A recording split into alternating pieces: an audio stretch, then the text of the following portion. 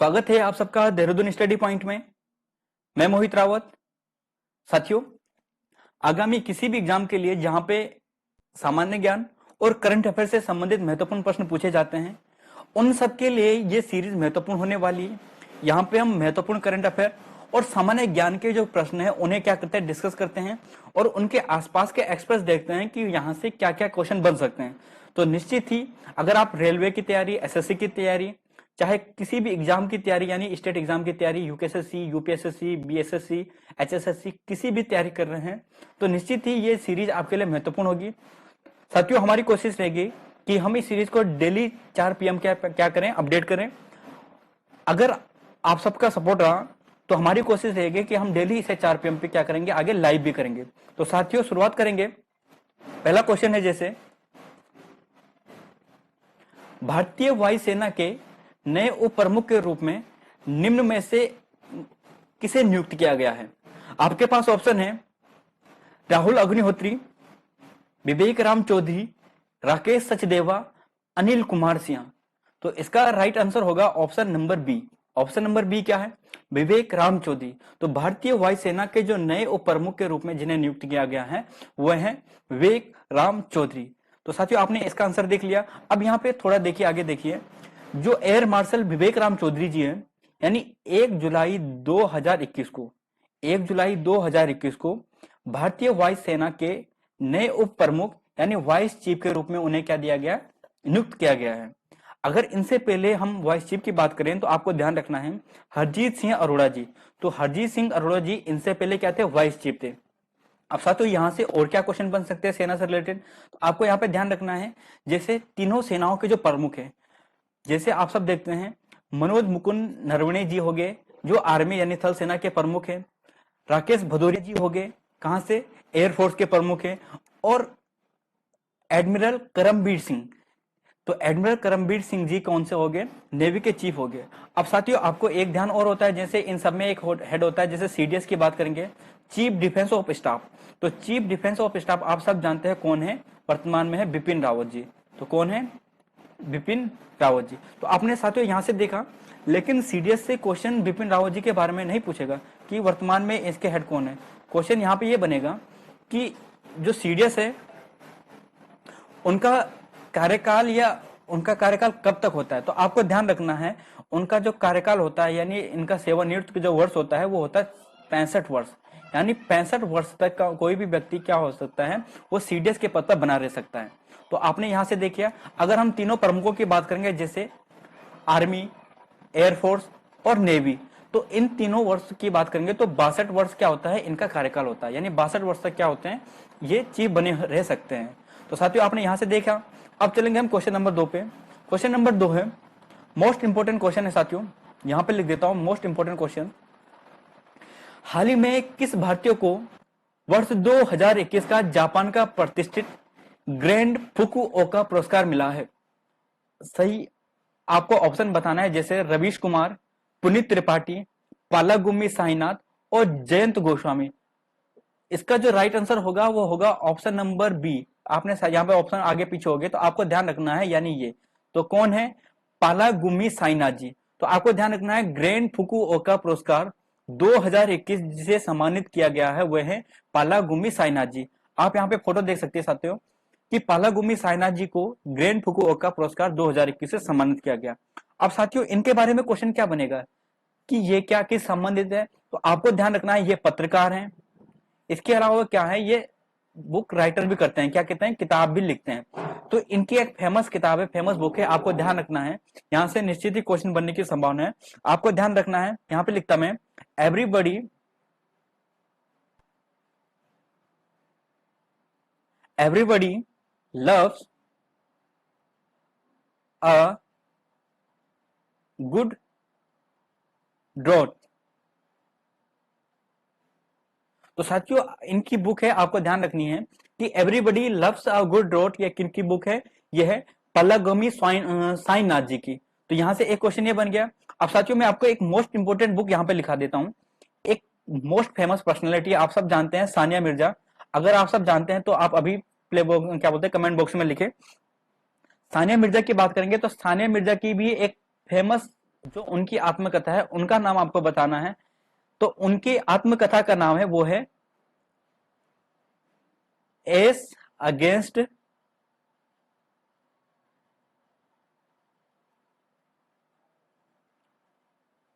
Odds. तो साथियों आपको ध्यान रखना है, एस अगेंस्ट ओड्स जो बुक है, यानी ये आत्मकथा है। और किनकी आत्मकथा है? एक फेमस पर्सनालिटी हो गई सानिया मिर्जा की। तो सानिया मिर्जा की जो पर्सनालिटी है वह है एस अगेंस्ट ओड्स। तो सानिया मिर्जा के आपने यहाँ पे देख लिया। अब आपने जो पल्ला गुमी साई नाथ जी है उनकी जो बुक है वो भी देख ली, everybody loves a good role. तो साथियों आपको ध्यान रखना है, जो ग्रैंड फुकुओका है जापान द्वारा दिया जाता है, और 2021 से जो सम्मानित किए गए हैं वो साई नाथ जी को किए गए। तो यहां से आपको क्वेश्चन यही डिस्कस करना है। क्वेश्चन नंबर 3 है, यह भी वेरी वेरी इंपॉर्टेंट क्वेश्चन है साथियों, वेरी इंपॉर्टेंट क्वेश्चन है कि कौन व्यक्ति हाल ही में ट्विटर इंडिया के नए शिकायत अधिकारी बने हैं। तो आप सब जानते हैं ये भी करंट अफेयर में अभी चले थे। तो इसका जो राइट आंसर होगा वो होगा option number A. Option number A क्या है? विनय प्रकाश जी। तो विनय प्रकाश जी को हाल ही में ट्विटर इंडिया का क्या बनाया गया है? नए शिकायत अधिकारी बनाया गया है। यहाँ पे आप स्लाइड देख सकते हैं, ये ट्विटर का हैंडल से बताया गया है कि विनय प्रकाश को यह क्या जो रेजिडेंट गवर्नेंस ऑफिसर है, यानी जो मुख्य शिकायत अधिकारी है, उन्हें नियुक्त किया गया है। अब साथियों यहाँ पे एक महत्वपूर्ण यहाँ पे फोटो देखिए, ये दैनिक भास्कर का समाचार पत्र का एक कटिंग है कि भारत के सोशल मीडिया प्लेटफॉर्म के जो ग्रीवेंस ऑफिसर हैं उनकी लिस्ट है। जैसे आप देख सकते हैं, जैसे पहले हैं परेश बी लाल। तो आप देख सकते हैं, जो अगर हम व्हाट्सएप की बात करेंगे तो व्हाट्सएप के जो ग्रीवेंस ऑफिसर है यानी जो मुख्य शिकायत अधिकारी हैं वो कौन है? परेश बी लाल। और वो कहां से है? हैदराबाद में। कहां पे है? हैदराबाद यानी भारत से। अगर हम बात करेंगे धर्मेंद्र चतुर, आपको ध्यान रखना है, जैसे अभी ट्विटर में आपने देखा जो वर्तमान में है वो कौन है? विनय प्रकाश जी। लेकिन इनसे पहले कौन थे? धर्मेंद्र चतुर थे। तो धर्मेंद्र चतुर ने कुछ ही टाइम बाद क्या दे दिया? इस्तीफा दे दिया। अब जब उन्होंने इस्तीफा दे दिया तो जो मुख्य शिकायत अधिकारी था उनका पद समाप्त हो गया था, यानी यहाँ पे खाली हो गया था। इनके पद को दोबारा किसने फुलफिल किया? वो है विनय प्रकाश जी ने। तो विनय प्रकाश जी को वर्तमान में ट्विटर के कौन से हैं? मुख्य शिकायत अधिकारी है। अब ये कहां से है? जैसे ये बंगलोर से है। मोस्ट इंपोर्टेंट अगर हम फेसबुक की बात करेंगे तो फेसबुक में है स्फूर्ति प्रिया। कहां से है? नई दिल्ली से है। और अगर हम बात करेंगे गूगल की बात करेंगे तो जोए ग्रेयर यानी माउंटेन व्यू अमेरिका से। तो साथियों आपको यहाँ पे ध्यान रखना है, यानी यहां से निश्चित ही क्वेश्चन बनेगा आपके अपकमिंग एग्जाम में। तो आप एक बार दोबारा देखिए, परेश बी लाल को किसका बनाया गया है? ये बनाया गया है व्हाट्सएप के। धर्मेंद्र चतुर पहले थे किसके? ट्विटर के। लेकिन इनके जगह में कौन आए? आपने यहाँ पे देखा विनय प्रकाश जी इनकी जगह में आए। और फेसबुक की बात करेंगे तो स्फूर्ति प्रिया। और अगर हम बात करेंगे गूगल की बात करेंगे तो गूगल में कौन है? जोए ग्रेयर। तो आपने यहां से देखा। अब मोस्ट इंपोर्टेंट क्वेश्चन, ये भी इंपोर्टेंट क्वेश्चन है साथियों, आपने यहाँ पे जितने भी क्वेश्चन देखे आपको लग रहा होगा कि इन क्वेश्चनों का जो क्वालिटी है बहुत अच्छी है, यहां से क्वेश्चन बनने की संभावना बहुत इंपॉर्टेंट है। इसलिए साथियों मैंने यहाँ पे क्वेश्चन भी वही लिए हैं जो आपके एग्जाम के लिए मोस्ट इंपॉर्टेंट है और इनकी संभावना सबसे ज्यादा है परीक्षा में आने की। क्वेश्चन नंबर 4 है, जैसे WHO ने हाल ही में किस देश को मलेरिया मुक्त घोषित किया? ऑप्शन है जैसे सिंगापुर, चीन, जापान और ब्रिटेन। इसका जो राइट आंसर होगा वो ऑप्शन नंबर बी, यानी जो चीन हो गया, यानी जो चमगादड़ खाने वाला चीन है वह मलेरिया मुक्त घोषित किया गया है किसके द्वारा? WHO के द्वारा। तो साथियों आपने यहां से तो ये देख लिया। अब आप मलेरिया से संबंधित कुछ महत्वपूर्ण क्वेश्चन देखोगे जो क्वेश्चन बन सकते हैं। तो मलेरिया से संबंधित सबसे पहले क्वेश्चन क्या बनेगा कि मलेरिया का वाहक कौन है? मलेरिया किसके कारण फैलता है? तो आपको ध्यान रखना है, आप सब जानते होंगे मलेरिया की बात करेंगे तो मलेरिया से जो प्रभावित है वो सब जानते हैं कौन सा होता है? मादा एनीफिलीज। मादा एनाफिलीज।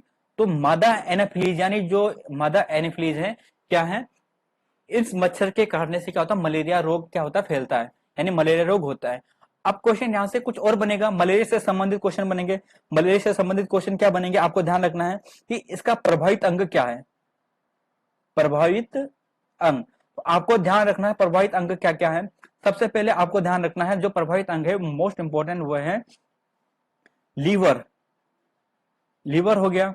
अगर हम बात करेंगे किडनी की बात करेंगे, लीवर, किडनी और फेफड़ा, यानी ये 3 मुख्य अंग है जो किससे प्रभावित होते हैं? मलेरिया से प्रभावित होते हैं।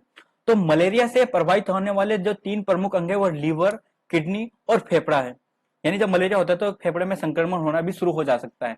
तो आपको ध्यान रखना है प्रभावित अंग कौन है, लीवर, किडनी और फेफड़ा।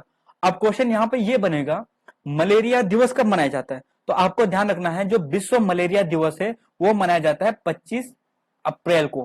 25 अप्रैल को। तो हर वर्ष 25 अप्रैल को विश्व मलेरिया दिवस मनाया जाता है। तो आपने यहाँ पे देखा कि विश्व मलेरिया दिवस 25 अप्रैल को मनाया जाता है। अब साथियों यहां से क्वेश्चन ये बनेगा कि जो मलेरिया दिवस है यानी 25 अप्रैल को जो मलेरिया दिवस है इसकी थीम क्या थी। तो आप यहाँ पे देखो जो मलेरिया दिवस है इसकी थीम यहाँ पे लिखता हूं मैं।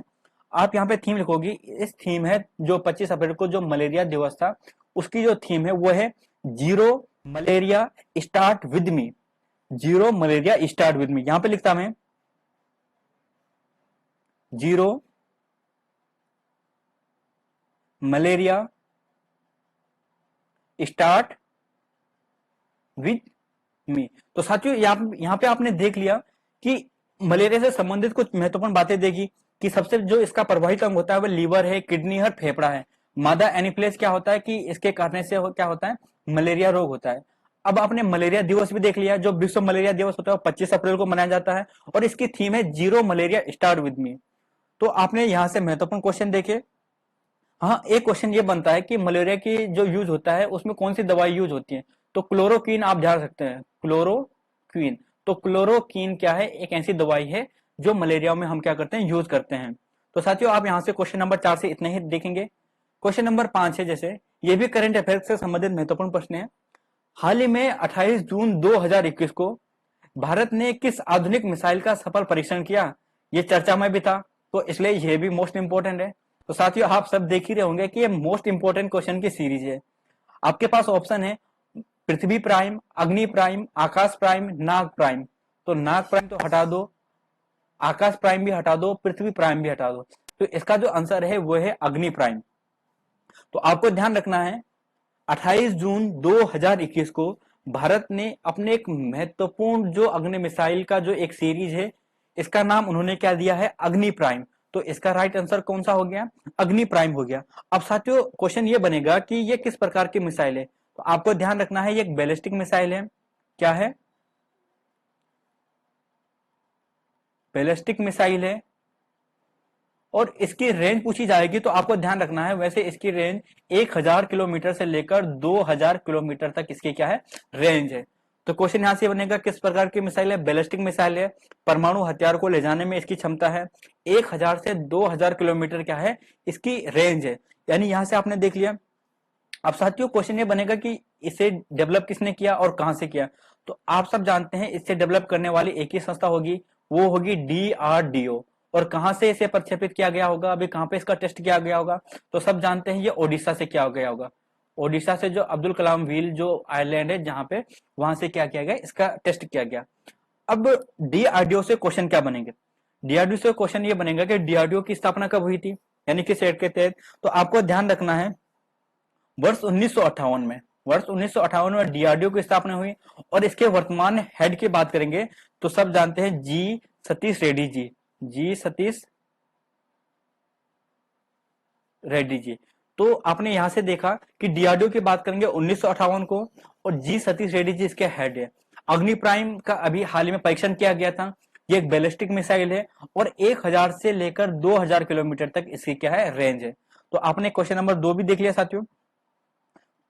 क्वेश्चन नंबर हम 6 पे चलेंगे, मोस्ट इंपोर्टेंट है, प्रधानमंत्री उज्ज्वला योजना। प्रधानमंत्री उज्ज्वला योजना कब प्रारंभ की गई थी, तो मोस्ट इंपोर्टेंट क्वेश्चन है प्रधानमंत्री उज्ज्वला योजना। आपके पास ऑप्शन है जैसे 7 मई 2016, 9 मई 2016, उपयुक्त में से कोई नहीं है और 1 मई 2016। इसका जो राइट आंसर होगा वो होगा option number A. Option number A क्या है, 1 मई 2016। अब साथियों यहाँ पे हम कुछ महत्वपूर्ण जो योजना है ध्यान रखेंगे। तो सबसे पहले जैसे यह है उज्ज्वला योजना, तो उज्ज्वला योजना की जैसे आपने देखा 1 मई 2016 को, तो 1 मई 2016 को शुरुआत हुई। पूछा जाएगा कहां से शुरुआत हुई, तो आपको ध्यान रखना है बलिया यूपी से शुरुआत हुई। अब पूछा जाएगा कि उज्ज्वला योजना का संबंध किससे है, क्वेश्चन बनेगा कि जो प्रधानमंत्री उज्ज्वला योजना है, इसका संबंध किससे? तो आपको ध्यान रखना है जो एलपीजी कलेक्शन, जो गैस कनेक्शन यानी गैस सिलेंडर से हो गया, यानी लिक्विफाइड पेट्रोलियम जो गैस है, जो सिलेंडर होती है, उनसे संबंधित है। यानी जो गरीब है, जो किसमें आते हैं, गरीब रेखा के अंदर आते हैं, उन्हें क्या देना? एलपीजी सिलेंडर मुहैया कराना है। तो यह है 1 मई 2016 से बलिया उत्तर प्रदेश से हुआ। अब यहाँ पे मैं कुछ महत्वपूर्ण योजनाएं लिखता हूं, आप यहाँ पे नोट डाउन करो। निश्चित ही ये महत्वपूर्ण योजना है। सबसे पहले बात करेंगे, जैसे आपको ध्यान रखना है, अगर हम बात करें, अगर हम मोदी सरकार की बात करेंगे, जो मोदी कैबिनेट में जो योजना बनी, सबसे पहले जो योजना आई थी वो आई थी जन धन योजना। कौन सी आई थी? जन धन योजना। आप सब जानते हैं कि सबको क्या किया कि बैंक से जोड़ने की बात की गई थी, यानी वित्तीय समावेशन की ये योजना है। अब पूछा जाएगा कि जन धन योजना की शुरुआत कब से हुई, तो आपको ध्यान रखना है 28 अगस्त 2014, 28 अगस्त 2014, यानी जन धन योजना 28 अगस्त 2014। दूसरा मैं यहां पे लिखता हूं, जैसे मैं लिखता हूं मेक इन इंडिया, कई बार एग्जाम में आ चुकी है, make in India. Make in India की बात करेंगे तो आपको इसका बताना है, इसका है 25 सितंबर। कब है? 28 अगस्त, ये है 25 सितंबर 2014। तीसरी की बात करेंगे, मोस्ट इंपोर्टेंट की बात करेंगे, सांसद आदर्श ग्राम योजना। सांसद आदर्श ग्राम योजना। तो सांसद आदर्श ग्राम योजना की बात करेंगे साथियों, इसका भी ध्यान रखना आपने, 11 अक्टूबर 2014। तो आपने 2014 की 3 महत्वपूर्ण देखी। सबसे पहला देख लिया आपने यहाँ पे जनधन योजना, कब है? 28 अगस्त 2014। दूसरा देखा आपने मेक इन इंडिया, वो है 25 सितंबर 2014। तीसरा देखा आपने सांसद आदर्श ग्राम योजना। तो सांसद आदर्श ग्राम योजना की बात करेंगे 11 अक्टूबर 2014। तो यानी यहां से आपने 3 महत्वपूर्ण योजना देखी। इसके अलावा अगर आप एक महत्वपूर्ण योजना करना चाहते हो तो जैसे कर सकते हो राष्ट्रीय ग्रामीण स्वास्थ्य मिशन, यहां पे लिख देता मैं, क्वेश्चन बन जाए कभी, क्या पता।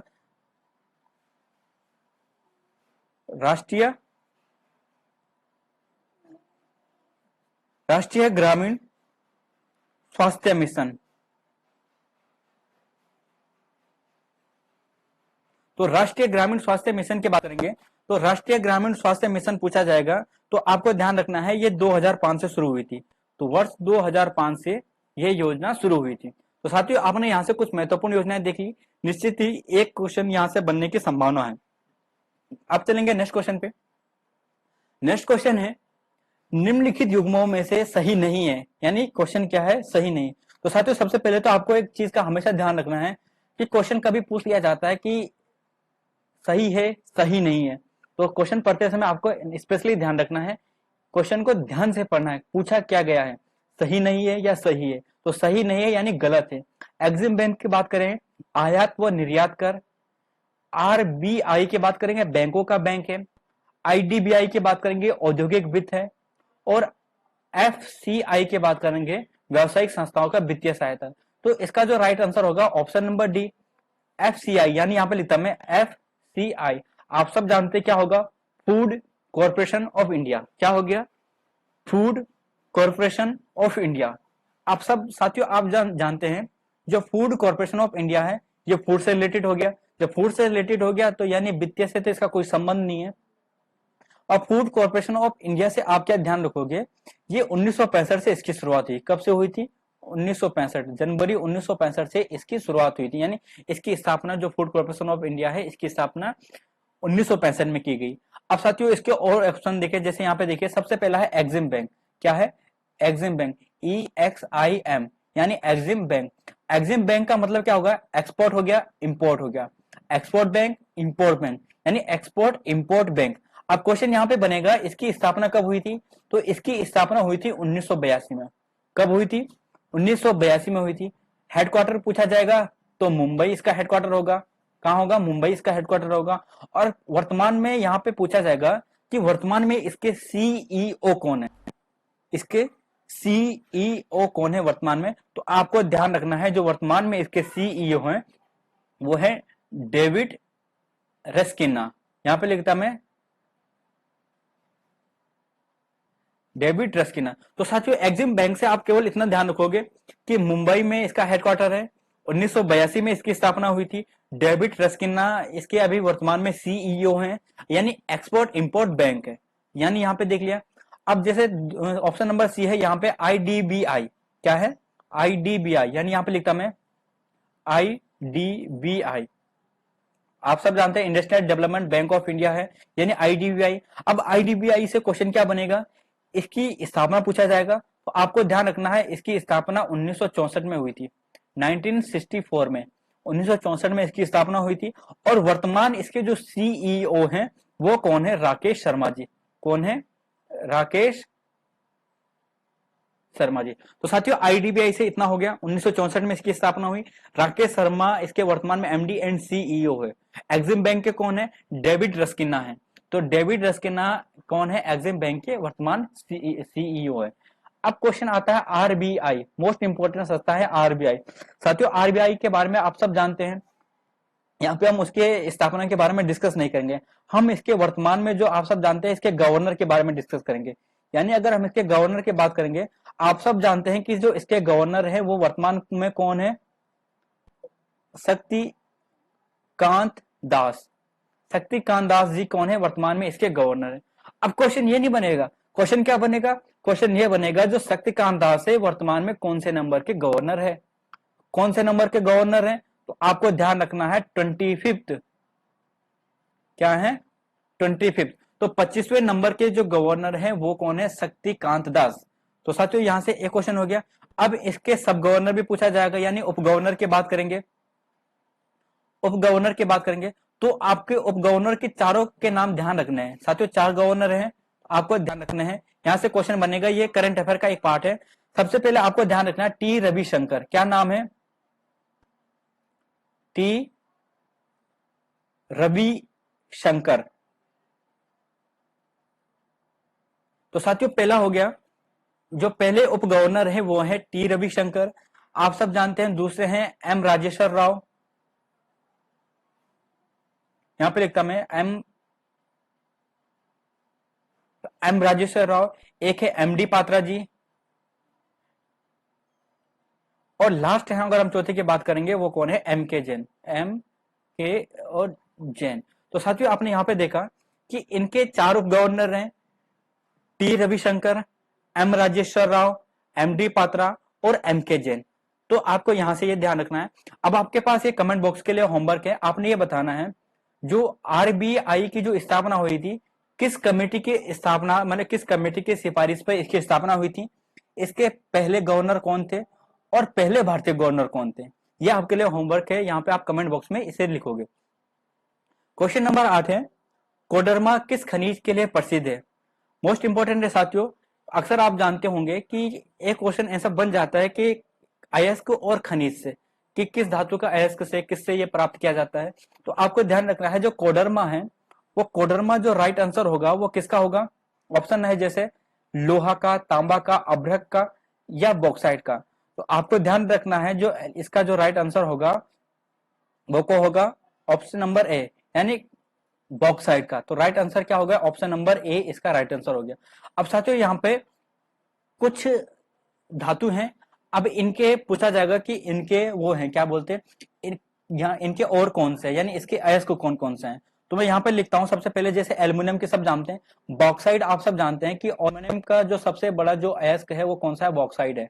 तो बॉक्साइड से तो आप सब जानते हैं, लेकिन आपको बॉक्साइड का फॉर्मूला भी ध्यान रखना है, ये होता है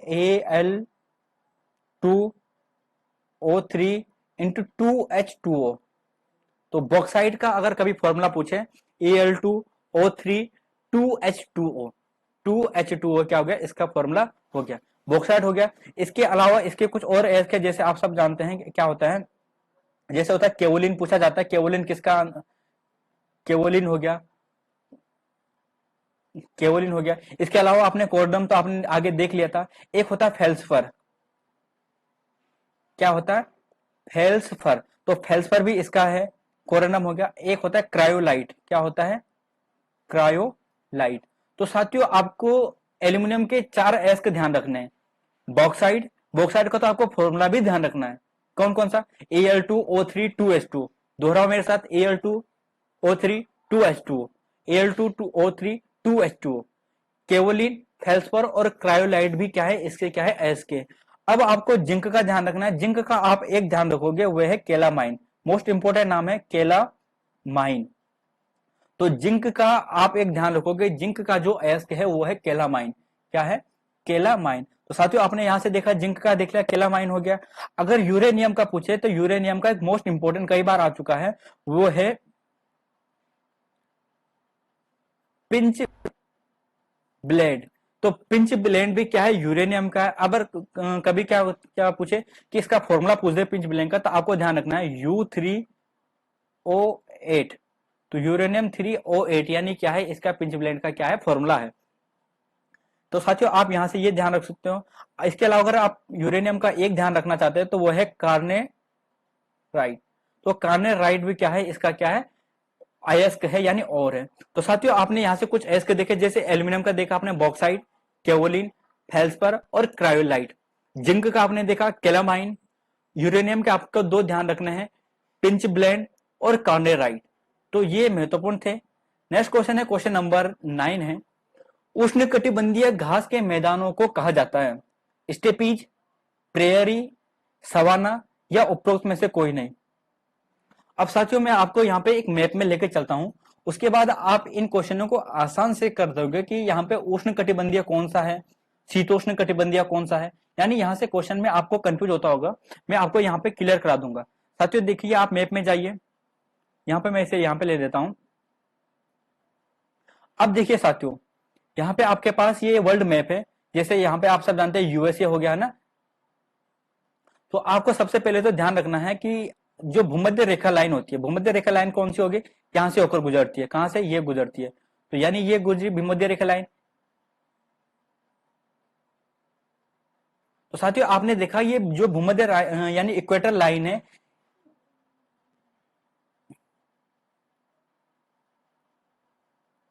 भूमध्य रेखा लाइन। तो भूमध्य रेखा लाइन के जो आसपास के जो क्षेत्र होंगे वहां पे क्या होगा?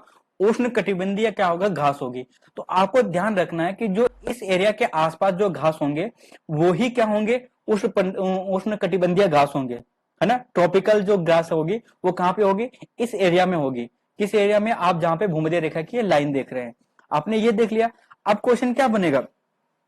घास के मैदान बनेंगे। तो सबसे पहले तो आपको घास के मैदान आपको ध्यान रखना है कि कौन से घास के मैदान कहां कहां है। सबसे पहले आपको ध्यान रखना है, यहाँ पे जो घास का मैदान है उस घास का नाम है स्टेपीज। क्या है?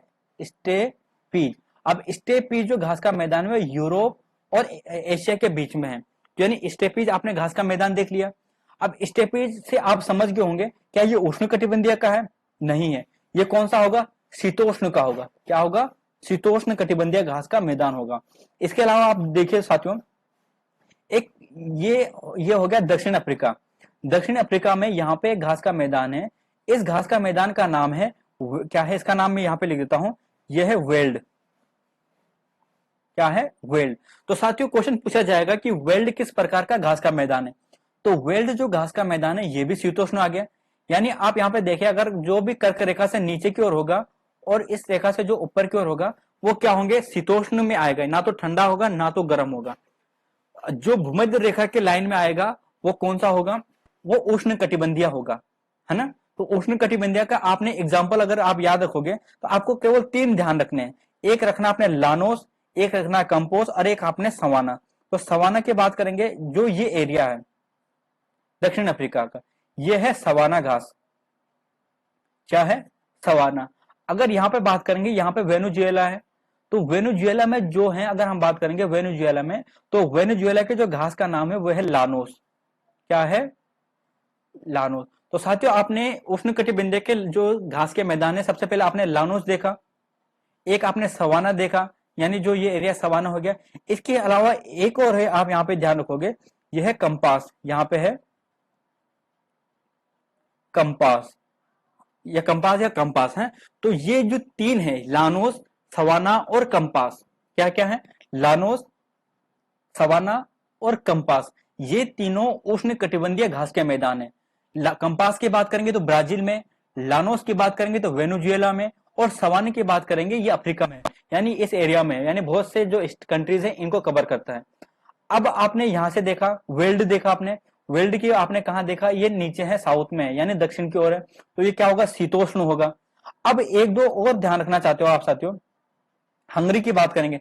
हंगरी, अगर यहाँ पे हंगरी है तो हंगरी की बात करेंगे, हंगरी में है पुस्ताज घास। क्या है? पुस्ताज।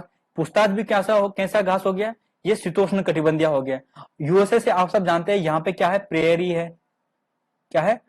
प्रेयरी घास का मैदान कहाँ पे हो गया? यूएसए में हो गया। अब नीचे आप यहाँ पे देखिए जो अर्जेंटीना, ये अर्जेंटीना हो गया, और यहाँ पे क्या हो गया? ब्राजील हो गया। यानी ब्राजील तो बहुत बड़ा है, यानी यहाँ तक है ब्राजील। तो ब्राजील की बात करेंगे तो ब्राजील, और यहां से अगर हम बात करेंगे तो आपको ध्यान रखना है, पहले अर्जेंटीना की बात करेंगे। अर्जेंटीना के घास का मैदान का नाम है पंपास। क्या हो गया? पंपास। तो पंपास अर्जेंटीना में आ गया, है ना। अगर हम एक और बात करेंगे, जैसे यहां से आपने इतना तो देख लिया, प्रेसी देख लिया। अगर हाँ सॉरी, अब यहाँ पे चलते हैं हम, अफ्रीका में चलते हैं, यहाँ पे ऑस्ट्रेलिया में चलते हैं। तो ऑस्ट्रेलिया में जो घास के मैदान है उनका नाम है डाउन्स। क्या है? डाउन्स। तो डाउन्स भी कैसा हो गया? शीतोष्ण कटिबंधीय। पंपास भी कैसा हो गया? पंपास भी क्या हो गया? शीतोष्ण कटिबंधीय हो गया। अब यहाँ पे न्यूजीलैंड है, तो न्यूजीलैंड में भी एक घास का मैदान है, उसका नाम है कैंटरबरी। क्या नाम है इसमें? कैंटरबरी। तो कैंटरबरी किस घास का मैदान का नाम है? न्यूजीलैंड के घास का मैदान का नाम का। ये भी शीतोष्ण कटिबंधीय में क्या आ जाते हैं? आ जाते हैं। तो साथियों, आपने यहाँ पे कुछ महत्वपूर्ण घास के मैदान देखे। सबसे पहले तो आपको पता चल गया होगा कि शीतोष्ण कटिबंधीय में कौन आएगा, उष्ण कटिबंधीय में कौन आएगा। उष्ण कटिबंधीय की बात करेंगे, यानी ट्रॉपिकल के जो एरिया में आएगा, यानी भूमध्य रेखा के जो एरिया में आएगा, वो कौन से होंगे? उष्ण कटिबंधीय घास। लानोस, सवाना और कंपास, ये तीन आपको ध्यान रखने हैं। बाकी ऊपर की बात करेंगे प्रेयरी, पुस्ताग, स्टेपीज। नीचे से बात करेंगे वेल्ड, पंपास और डाउन्स, कैंटरबरी। ये सारे क्या है? शीतोष्ण कटिबंधीय घास के मैदान हैं। तो साथियों, आपने यहां से देखा क्वेश्चन नंबर 10 है, और लास्ट क्वेश्चन है आज का। क्वेश्चन नंबर 10 है, भारतीय संविधान में पंचायती राज व्यवस्था से संबंधित अनुसूची कौन सी है? ऑप्शन नंबर ए है 9वीं, ऑप्शन नंबर बी है 10वीं, ऑप्शन नंबर सी है 8वीं, और ऑप्शन नंबर डी है 11वीं। तो इसका राइट आंसर होगा ऑप्शन नंबर डी, 11वीं होगी। आप सब जानते हैं 73वां संविधान संशोधन था, है ना, 1992-93। अब क्वेश्चन यहाँ पे पंचायती, इसका तो right answer option number C यानी ऑप्शन नंबर डी, 11वां हो गया। अब पंचायती राज से आप जानते हैं कि 24 अप्रैल को क्या मनाया जाता है? पंचायती राज दिवस मनाया जाता है। तो पंचायती राज जो दिवस मनाया जाता है वो मनाया जाता है 24 अप्रैल को। तो यहाँ पे आपने देख लिया पंचायती राज दिवस कब मनाया जाता है? 24 अप्रैल को मनाया जाता है। अब साथियों, यहाँ पे कुछ अनुसूचियां हैं, उन अनुसूची के बारे में हम डिस्कस करेंगे। जैसे पहली अनुसूची की बात करेंगे, तो पहली अनुसूची की बात करेंगे तो आप सब जानते हैं कुछ अनुसूचियां महत्वपूर्ण है, आपको ध्यान रखना है कौन सी अनुसूची कौन सी है।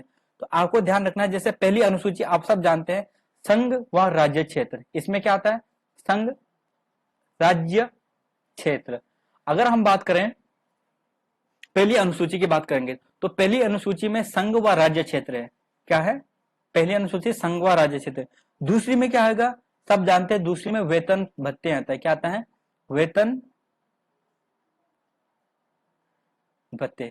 यानी जितने भी बड़े पदाधिकारी हैं, चाहे राष्ट्रपति हो गया, लोकसभा अध्यक्ष हो गया, उपराष्ट्रपति हो गए, है ना, इन सबके जो वेतन से संबंधित बातें की गई है दूसरी अनुसूची में है। तीसरी अनुसूची में क्या है? वो है शपथ। अब जब उन्हें वेतन दे गया, कहीं ये उसका गलत इस्तेमाल ना करें, तो उसके लिए आप क्या दोगे? उनसे शपथ भी दिलाओगे। तो पहला संघ राज्य क्षेत्र पहली अनुसूची, दूसरी वेतन भत्ते, तीसरी शपथ, चौथी की बात करेंगे मोस्ट इंपोर्टेंट है राज्य और केंद्र। राज्य सरकार व केंद्र सरकार, यानी इनके मध्य जो राज्यसभा में सीटों का जो आवंटन होगा, कहां पे? राज्यसभा में। राज्यसभा में कहां होगा? राज्यसभा में सीटों का आवंटन, सीटों का आवंटन। तो साथियों, आपने यहां पे देखा चौथी अनुसूची राज्य व केंद्र सरकार के मध्य जो राज्यसभा के लिए सीटों का आवंटन होगा वो चौथी अनुसूची में हो गया। पांचवी अनुसूची की बात करेंगे, मोस्ट इंपोर्टेंट है पांचवी की। यहाँ पे जो एससी है और एसटी है, यानी शेड्यूल कास्ट और शेड्यूल ट्राइब के लिए उनके प्रशासन से संबंधित कुछ महत्वपूर्ण जो उपबंध है यहाँ पे किया गया है। यानी एससी एसटी के प्रशासन से संबंधित उपबंध के प्रशासन से संबंधित उपबंध, यानी उनसे संबंधित कुछ नियम वगैरह होंगे, वो हमारे पांचवी अनुसूची में है। छठवीं अनुसूची मोस्ट इंपोर्टेंट है, आपको ध्यान रखना है यहां पे नाम ध्यान रखना है, जैसे हम बात करेंगे असम, मेघालय, त्रिपुरा और मिजोरम।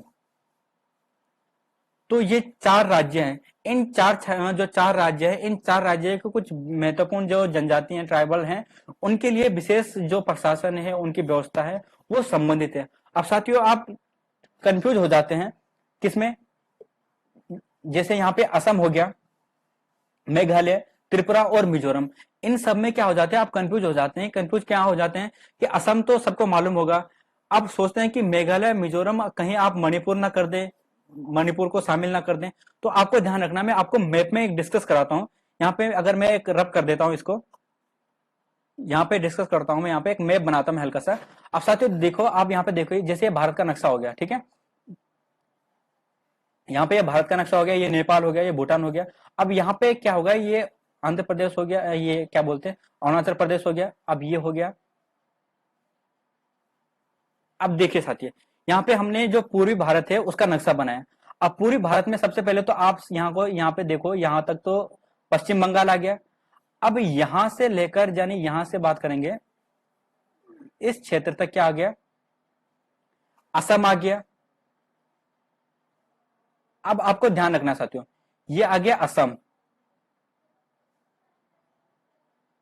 ये आ गया असम, है ना। अब ये आ गया अरुणाचल प्रदेश, अरुणाचल प्रदेश आ गया। ये है मेघालय। आपको ध्यान रखना साथियों, मैप में ध्यान रखना है, मेघालय आ गया। अब जो ये क्षेत्र की बात करेंगे, ये है त्रिपुरा। क्या है, त्रिपुरा। अब ये जो एरिया है, ये कौन सा है, मिजोरम। अब इसे कैसे याद करोगे, आप ध्यान रखोगे नागमणि। क्या नाम रखोगे, यहां पे लिखता मैं नागमणि। तो आप यहां से याद कर सकते, जैसे अरुणाचल प्रदेश यहां तक गया, तो यहां पे नागालैंड आएगा नागमणि से, फिर यहां पे क्या आएगा, मणिपुर। तो साथियों, अरुणाचल प्रदेश, नागालैंड और मणिपुर, और यहां पे ये मिजोरम। एक मिनट में रब कर लेता हूं, सही से बनाता हूं।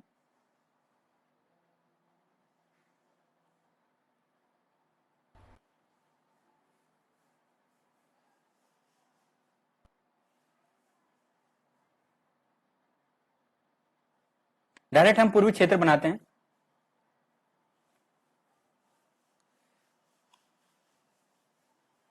साथियों देखिए, एक बार दोबारा देखिए, जैसे यहाँ पे ये हो गया, मैप हो गया। अब यहाँ पे हमने जैसे ये हो गया, अब यहाँ पे हमने क्या बनाया, इसे मैप को बनाते हैं। तो आपने यहाँ पे देखा। अब देखिए दोस्तों, सबसे पहले यहाँ पे आ गया अरुणाचल प्रदेश। क्या आ गया, अरुणाचल प्रदेश। ये आ गया असम, और ये यहाँ पे छोटा सा आ गया मेघालय। तो आपको सबसे पहले तो मैप ध्यान रखना है, मेघालय, असम और अरुणाचल प्रदेश, यानी ये 3 यहां से हो गए। अब आपको ये ध्यान रखना है कि यहाँ पे कंफ्यूज हो जाता है कि कौन सा राज्य कहां पे है। जैसे ये तो सब जानते हैं, ये तो त्रिपुरा आ गया, और ये ध्यान रखना है, ये है मिजोरम। क्या है, मिजोरम। अब यहां देखिए साथियों, यह है नागालैंड और यह है मणिपुर। क्या है, मणिपुर। तो साथियों आपको ध्यान रखना है, ऐसे ट्रिक से भी याद कर सकते हो, जैसे मैंने अभी बताया था नागमणि। तो नागमणि से आप क्या याद करोगे, नागमणि से यानी पहले नाग ऊपर आएगा, यानी नागालैंड ऊपर आएगा, मणि नीचे आएगा, और फिर मिजोरम आएगा। अब क्वेश्चन यहाँ पे क्वेश्चन ये बनता है, जैसे यहाँ पे है, जैसे छठी अनुसूची में, तो छठी अनुसूची में हम कभी इधर को क्या कर देते हैं, ले लेते हैं, कभी हम नागालैंड मणिपुर कर देते हैं। हमको ध्यान रखना है इन एरिया को। यहाँ पे मैं कलर चेंज करूंगा।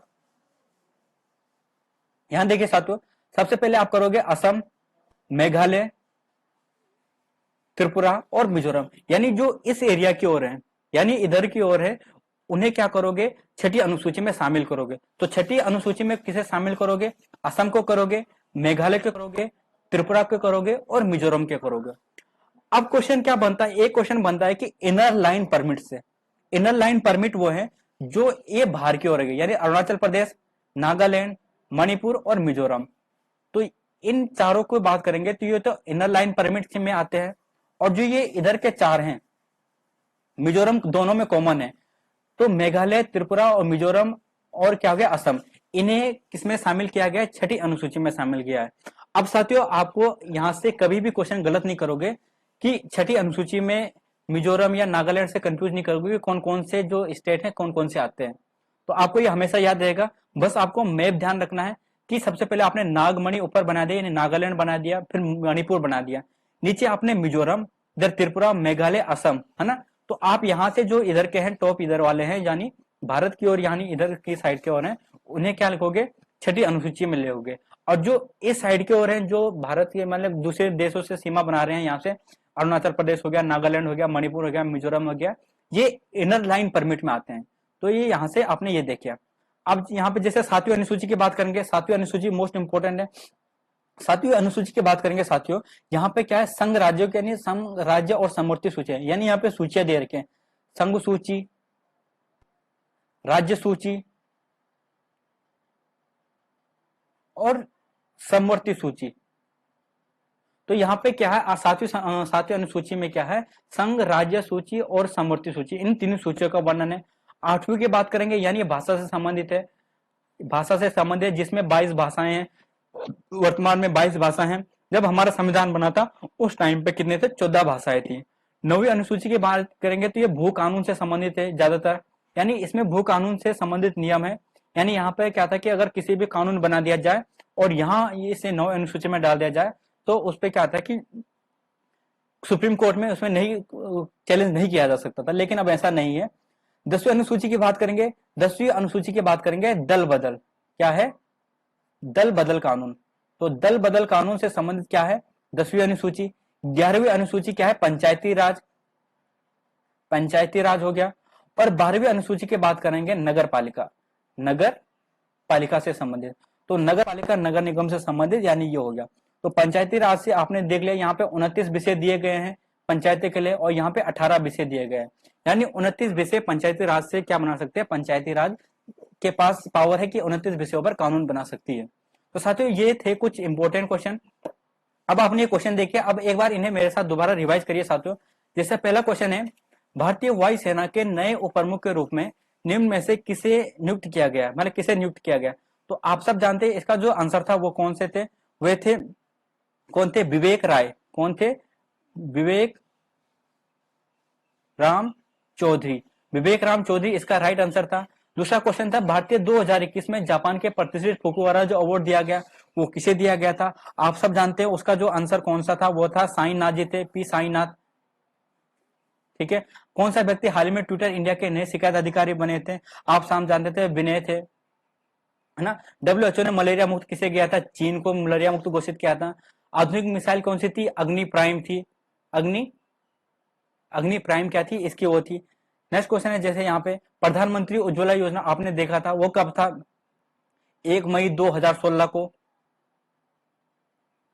प्रधानमंत्री उज्ज्वला योजना 1 मई 2016 को।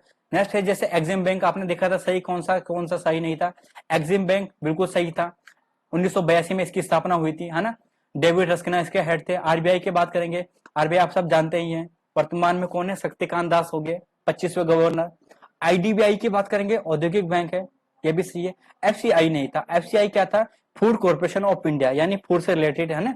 नेक्स्ट क्वेश्चन है जैसे कोडरमा किसका खनिज है, बॉक्साइट आपने देखा था, एल्यूमिनियम का था। उष्णकटिबंधीय घास के मैदान को कहा जाता है, आपने देख लिया था कौन कौन से घास थे, यहाँ पे 3 घास के मैदान देखे थे आपने, एक लानोस देखा था, एक सवाना देखा था और एक कंपास देखा था। ये 3 घास आपने किसमें देखे थे, उष्णकटिबंधीय घास के मैदान में देखे थे।